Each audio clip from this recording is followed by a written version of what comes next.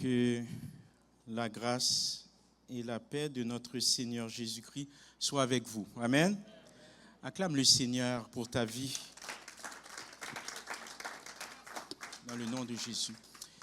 Eh bien, ce mois-ci, nous allons explorer ce que signifie avoir la force, mais qui ne vient pas de ce que l'on voit à l'extérieur, mais de ce que Dieu a déposé à l'intérieur. Trop souvent, les mensonges, les apparences ainsi que les standards humains viennent fausser notre perception de la beauté, de l'intelligence et même de notre propre valeur. Mais j'aimerais vous dire ceci, la vraie force, celle qui fait la différence, ne vient ni de l'apparence, ni du statut. La vraie force vient de Dieu. Donc, à travers cette série, Force intérieure, nous allons redécouvrir la beauté selon Dieu, l'intelligence qui vient d'en haut et la vérité qui nous libère. Ensemble, nous allons apprendre à cultiver, c'est ce que nous allons faire. Nous allons apprendre à cultiver une force intérieure, une identité affermie, afin de vivre pleinement ce que Jésus-Christ a pour nous, afin de vivre pleinement ce que Jésus-Christ a déposé à l'intérieur de nous. Je vais continuer en vous disant ceci. Vous avez remarqué ce qui se passe depuis plusieurs années, depuis plusieurs siècles.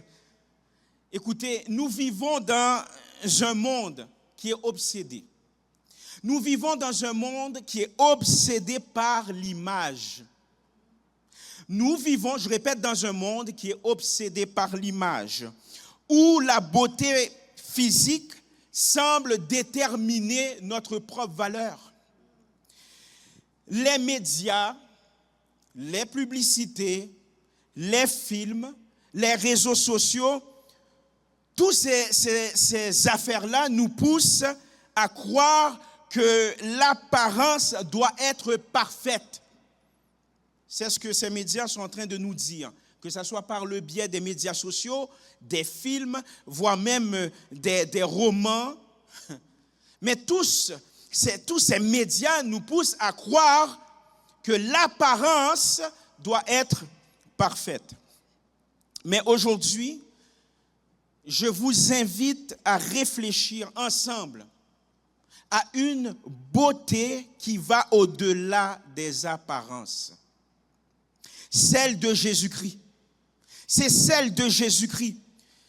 La beauté de Jésus-Christ est une beauté qui est plus grande que ce que nous pouvons imaginer. C'est une beauté qu'il a volontairement abandonnée pour nous. Parce que lorsque vous lisez les Saintes Écritures, lorsque vous lisez la parole de Dieu, eh bien la parole de Dieu va nous révéler que Jésus-Christ possédait une beauté. Jésus-Christ possédait une gloire incomparable. Mais malgré sa beauté, malgré sa gloire incomparable, eh bien, la parole de Dieu nous dit par le truchement des écrivains, la parole de Dieu nous dit qu'il a choisi. Est-ce que vous vous rendez compte? Il a choisi par amour, pas par devoir, mes chers amis, par amour de s'en dépouiller. De s'en dépouiller pour partager pleinement notre condition, pour partager pleinement la condition humaine. Mais lorsqu'on lit cela, mais pourquoi il a fait ça? Pourtant, il était dans son opulence, il avait la beauté, il avait la gloire. Mais pourquoi il l'a fait? Eh bien, parce qu'il savait que pour nous rendre magnifiques, pour te rendre magnifique, il devait devenir laid. la parole de Dieu nous dit dans Ésaïe, semblable à celui dont on détourne le regard. Est-ce que vous vous rendez compte? Semblable à celui dont on détourne le regard. Il devait devenir laid pour que nous soyons beaux. Il devait perdre sa beauté pour que nous puissions avoir la beauté de Jésus-Christ. Et sincèrement, je ne suis pas en train d'insulter Jésus devant nous. Vous savez, les images populaires de Jésus nous montrent un homme blanc, caucasien, avec des cheveux châtains, des yeux bleus, un beau monsieur. Et tout récemment, on nous montre un beau Palestinien, avec des cheveux ondulés à la Superman, là, avec une couette, une mèche, n'est-ce pas? Avec un teint basané, des yeux bruns, éclatants. Ce sont des images qui sont véhiculées. Mais on va explorer ensemble qu'est-ce que la parole de Dieu nous dit par rapport à la beauté. C'est quoi la véritable beauté en Jésus-Christ? C'est quoi cette vérité qui bouleverse tout? Eh bien, la vérité qui va nous bouleverser aujourd'hui, c'est que Jésus-Christ, dans son sacrifice, Jésus-Christ, le Fils de Dieu, dans son sacrifice, nous a offert une beauté qui change tout. Ah, tu as raté l'occasion de dire Amen. Jésus-Christ, dans son sacrifice, nous a offert une beauté qui change tout. J'ai deux textes principaux à vous partager durant ce message. Donc, c'est dans Philippiens, chapitre 2, les versets 5 à 8, et Ésaïe, chapitre 53, les versets 2 et 3. Par respect pour la parole de Dieu, nous allons nous lever, si la santé vous le permet, bien entendu. Donc, nous allons commencer par méditer un instant sur le passage de Philippiens, chapitre 2, les versets 5 à 8. Je lis pour vous. Ayez en vous les sentiments qui étaient en Jésus-Christ, lequel, existant en forme de Dieu, n'a point regardé comme une proie à arracher d'être égal avec Dieu, mais s'est dépouillé lui-même en prenant une forme de serviteur, en devenant semblable aux hommes et ayant paru comme un simple homme. Il s'est dépouillé, il s'est humilié lui-même, se rendant obéissant jusqu'à la mort, même jusqu'à la mort de la croix. Parole du Seigneur. Maintenant, restez debout encore une fois. Cette fois-ci, nous allons lire Ésaïe, chapitre 53, les versets 2 et 3. Ésaïe, chapitre 53, les versets 2 et 3, qui nous dit ceci. Il s'est élevé devant lui comme une faible plante, comme un rejeton qui sort d'une terre desséchée. Il n'avait ni beauté, ni éclat pour attirer nos regards, et son aspect n'avait rien pour nous plaire. Méprisé et abandonné des hommes, homme de douleur et habitué à la souffrance, semblable à celui dont on détourne quoi? Le visage. Nous l'avons dédaigné, ça veut dire méprisé. Nous n'avons fait de lui aucun cas. Vous pouvez vous asseoir. Eh bien, de toute évidence, ces versets révèlent à la fois la vérité profonde, à la fois une vérité choquante. Jésus-Christ, mes chers amis, écoutez ça bien. Jésus-Christ, la perfection incarnée, a abandonné quoi? A abandonné sa gloire, a abandonné son éclat. Il a pris quoi? Il a pris un corps humain. Il a pris un corps fragile. Il a pris un corps imparfait. et il a enduré une souffrance atroce pour nous. C'est-à-dire que Jésus-Christ a délibérément choisi. Ce n'était pas quelque chose qui lui a été imposé.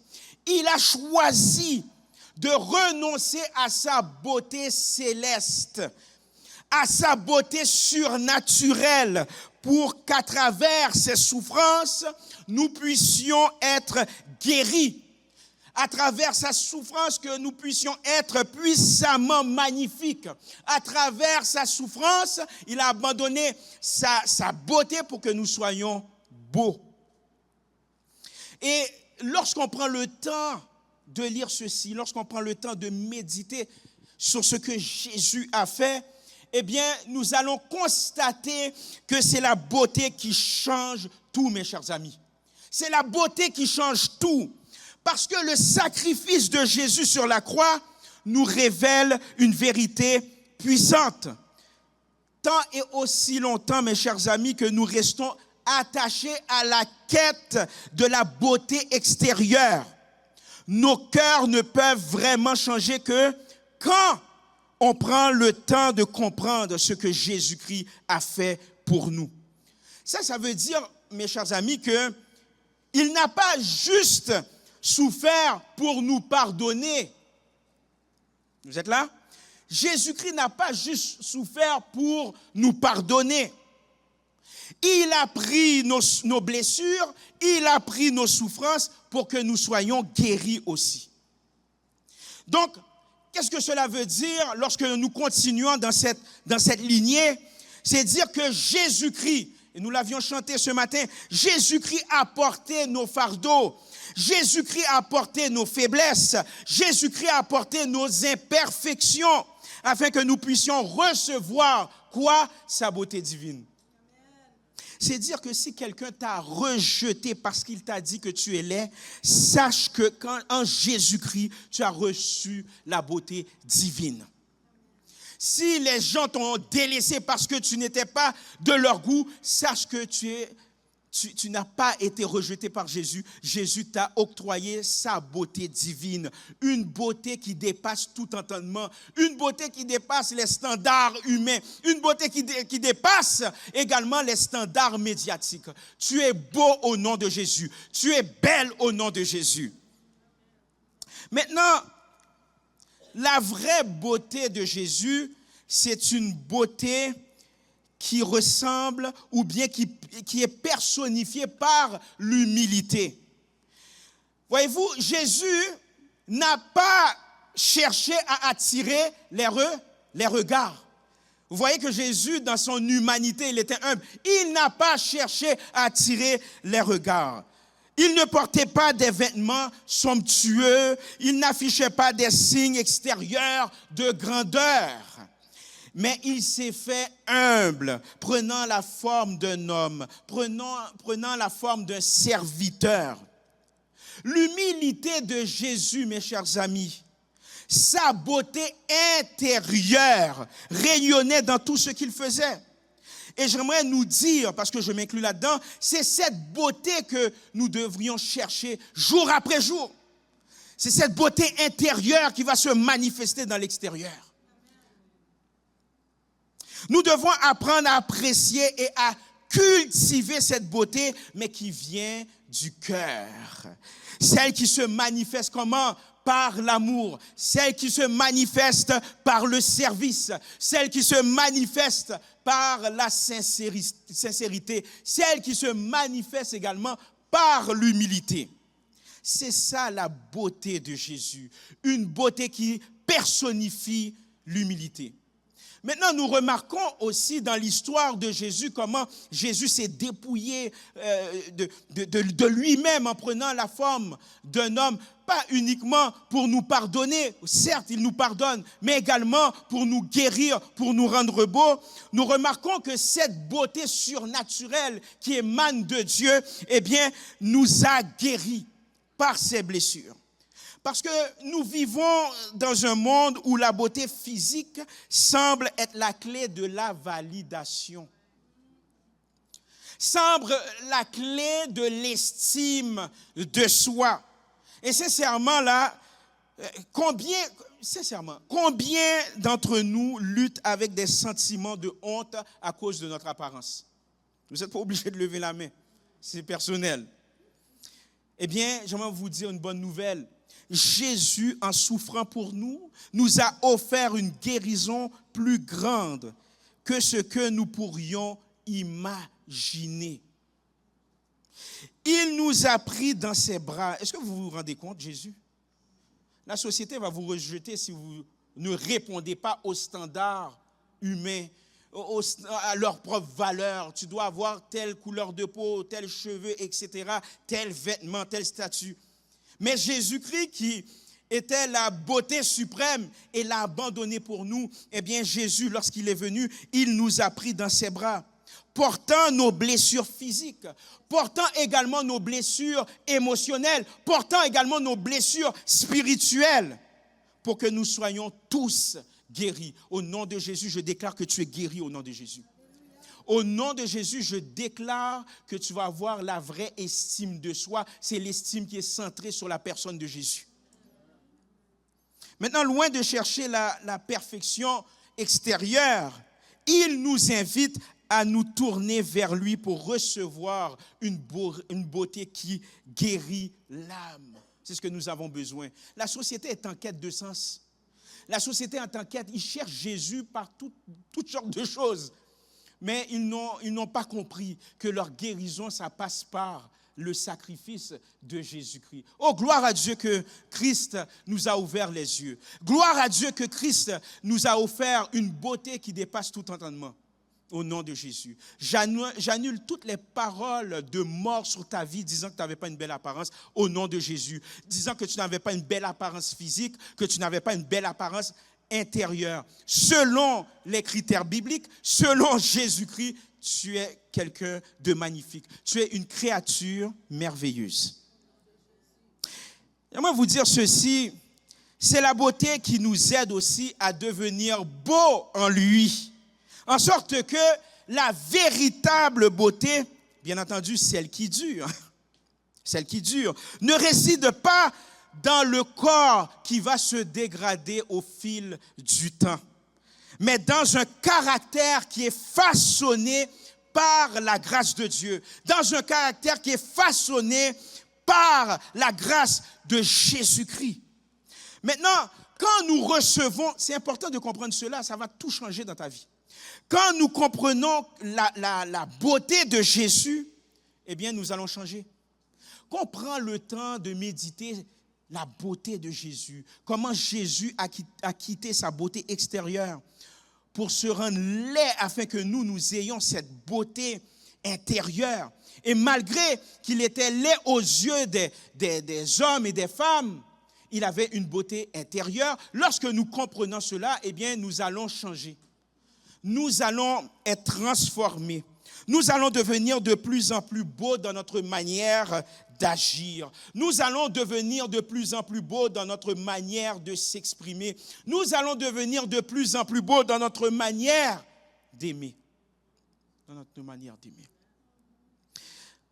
Lorsqu'on vieillit avec grâce, eh bien, on va être libéré de la peur, on va être libéré de la moralité. Pourquoi? Parce que nous savons que la beauté ne réside pas uniquement sur l'aspect extérieur, mais l'aspect intérieur. Parce que nous avons, comment dirais-je, cette beauté est catalysée par notre relation avec celui qui est beau, à savoir Christ, la beauté intérieure, la perfection incarnée. Donc nous n'allons pas être esclaves. De plus en plus qu'on vieillit, vous savez, les standards de beauté, c'est la jeunesse. Donc nous allons être libérés de cela parce que nous savons que notre estime de soi est en Jésus-Christ, pas en les standards de la société, pas dans les standards médiatiques. Je n'ai rien contre prendre soin de nous-mêmes, je n'ai rien contre de s'améliorer physiquement, mais c'est dire que ça ne doit pas devenir le centre de ta vie. Tu ne dois pas dépendre de cela pour être quelqu'un dans la société. Tu dois dépendre de Jésus-Christ, dans le nom de Jésus. Tu dois dépendre du Saint-Esprit de Dieu, dans le nom puissant de Jésus-Christ. Je vous le dis, c'est la beauté divine qui nous transforme. Et aujourd'hui, je nous appelle à recevoir cette beauté. Je nous appelle à recevoir cette beauté. Pourquoi? Parce que cette beauté ne réside pas dans les standards imposés par la société, mais dans la gloire de celui qui a renoncé à tout pour nous offrir un amour incommensurable, pour nous offrir un amour exceptionnel, pour nous offrir un amour sans limite. Et j'aimerais vous dire ceci, nous sommes appelés à être transformés par sa beauté. Tu es appelé à être transformé par sa beauté. Dis à ton voisin, tu es appelé à être transformé par la beauté de Jésus. Tu sais ce que ça veut dire? À ne plus rechercher à plaire aux gens. Ça, c'est la vraie liberté, mes chers amis. Ne plus chercher à plaire aux gens, mais à honorer Dieu par notre vie, à honorer Dieu par notre caractère, à honorer Dieu parce que Dieu nous a élevés devant tous dans le nom de Jésus. Peut-être tu luttes avec la honte de ton apparence. Peut-être tu as placé trop de valeur sur ton image. Tu mets des filtres sur les réseaux sociaux. Mais Jésus t'invite à tourner tes regards sur lui. Jésus a dit, viens à moi, je vais te guérir de tes blessures. Viens à moi, je vais te rendre magnifique. Viens à moi, malgré qu'on t'a rejeté, moi je ne t'ai pas rejeté. Viens à moi, malgré qu'on a dit que tu étais laid, mais moi je dis que tu es beau au nom de Jésus. Viens à moi, c'est ce que Christ nous dit dans le nom puissant de Jésus. Et aujourd'hui, dans le nom de Jésus, tu as le pouvoir de changer. Dans le nom puissant de Jésus. Tu as le pouvoir de changer. Alors, ferme les yeux et laisse Dieu toucher ton cœur dans le nom puissant de Jésus. Ferme les yeux sur tous les standards humains. Ferme les yeux sur la pression sociale, comment t'habiller. Encore une fois, je n'ai rien contre de s'habiller bien, de se maquiller. Ce n'est pas ça, là. Ce n'est pas un message légaliste. C'est un message qui est centré sur Jésus-Christ. C'est un message pour ne pas être esclave concernant les standards humains, là. Est-ce que vous comprenez? Ferme les yeux sur toutes ces choses, mais ouvre les yeux sur la beauté de Jésus-Christ. Ouvre les yeux sur la promesse que Dieu t'a dit qu'il va t'élever. Ouvre les yeux sur la promesse que Dieu t'a rendu beau, extérieur et intérieur, dans le nom de Jésus-Christ. Parce que ta quête de sens, ce n'est pas dans la beauté. Ta quête de sens, c'est vers la vérité. Et la vérité, c'est Jésus-Christ. Je le dis à maintes reprises, Jésus-Christ n'a jamais dit « je détiens une vérité, je détiens une partielle de la vérité ». Jésus-Christ a dit « je personnifie la vérité, je suis la vérité ». Donc, sois en quête de la vérité. Parce que l'image extérieure, elle est fragile. L'image extérieure peut faner. Mais la beauté intérieure, elle est éternelle. Surtout lorsque c'est la beauté qui vient du Dieu de l'éternité, l'éternel Jéhovah. Nous allons prier ensemble pour recevoir cette beauté divine dans le nom de Jésus qui témoigne de qui est Jésus, dans le nom de Jésus. Je t'invite à simplement baisser la tête dans le nom de Jésus. J'aimerais prier une courte prière. Une courte prière tout simplement. Sache que tu es beau, belle au nom de Jésus. Ne sois plus esclave des standards humains. Ne sois plus esclave sur les paroles passées. Mais donne-toi au Seigneur Jésus-Christ qui était la beauté. La vraie beauté. La beauté qui dépasse tout. Simplement une courte prière dans le nom puissant de Jésus. Ô Seigneur, nous venons devant toi avec nos cœurs ouverts. Merci d'avoir pris nos blessures et de nous offrir une beauté qui ne se fane jamais. Seigneur, aujourd'hui même, guéris nos cœurs, libère-nous de la peur, libère-nous du désir de plaire aux autres et fais de nous des gens ayant un caractère en toi. Permets, ô Dieu, que ta gloire rayonne sur nos vies, rayonne sur notre personne, afin que cette beauté puisse éclater notre entourage. Au nom de Jésus, nous te prions. Amen.